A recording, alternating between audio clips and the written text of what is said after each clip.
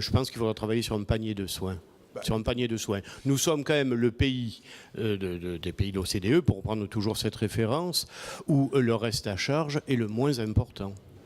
Oui, alors, moi, je voudrais... Assurance maladie complémentaire. Après, assurance maladie complémentaire, ça fait partie du jeu.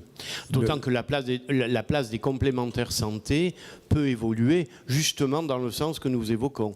Complémentaire santé, ce n'est pas uniquement compléter le remboursement, c'est peut-être participer elles aussi, d'une véritable politique de santé publique en matière de prévention, justement. Travailler sur le panier de soins, ça veut dire quoi? C'est sortir certaines prestations du panier de soins remboursable. Il y aura des choix à faire. Alors, exemple, concrètement, parce qu'on en parle depuis longtemps. Je ne peux pas vous donner un exemple concret, là, comme ça, mais il y aura des choix à faire. Homéopathie, cure thermale... Non, je ne suis pas là pour attaquer l'homéopathie ou la médecine thermale. Non, mais quand vous dites ça, si vous ne donnez pas d'exemple... écoutez, je vais vous prendre un exemple. Il y a eu ce débat dont on est sorti pas mal, même avec le gouvernement précédent, sur le médicament innovant à travers le Sovaldi. Bon. Il y a notre collègue et confrère d'ailleurs Barbier a parlé du retour de l'innovation. Des molécules innovantes et donc très coûteuses, il va y en avoir de très nombreuses. Alors, s'il faut être un petit peu provocateur, il est certain qu'entre permettre l'accès aux soins entre des molécules innovantes qui vont sauver des vies, des dizaines de vies, et le remboursement, allez tant pis je me jette, de l'homéopathie ou des cures thermales, moi mon choix il est fait. Hein. Et le vôtre, Alain Milon, il est fait, votre choix?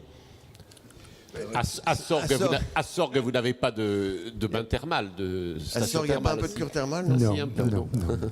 Non.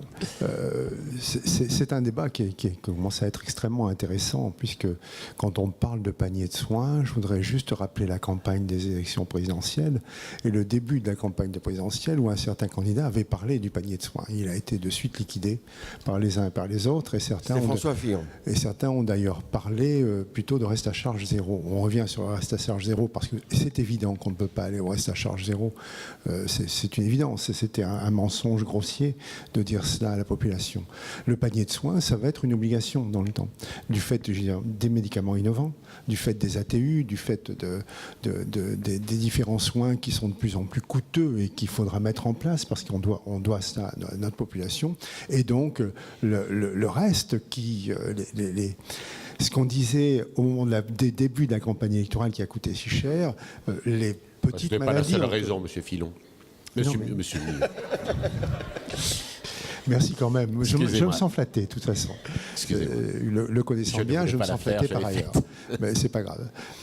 C'est pas le problème d'ailleurs. Ce que je veux dire, c'est le vrai problème, c'est que cette discussion qu'on a eue au tout début de la campagne sur le panier de soins revient maintenant, un an après quasiment, et c'est la vraie discussion.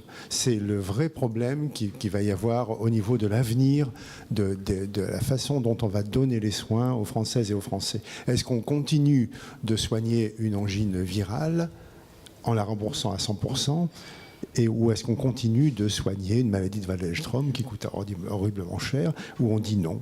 Le sujet est d'importance, et vous permettez juste une chose, c'est que si le panier de soins se met en place, on va avoir d'un côté la sécurité sociale qui prendra en charge les maladies graves, c'est-à-dire 80% de l'ensemble des soins, et les organismes complémentaires qui prendront le reste, avec donc une part de plus en plus importante dans le système de soins des organismes complémentaires qui, pour l'instant, se plaignent d'être des financeurs aveugles. Et quand ils disent « nous sommes des financeurs aveugles », ça veut dire « nous voulons désormais contrôler aussi les dépenses ».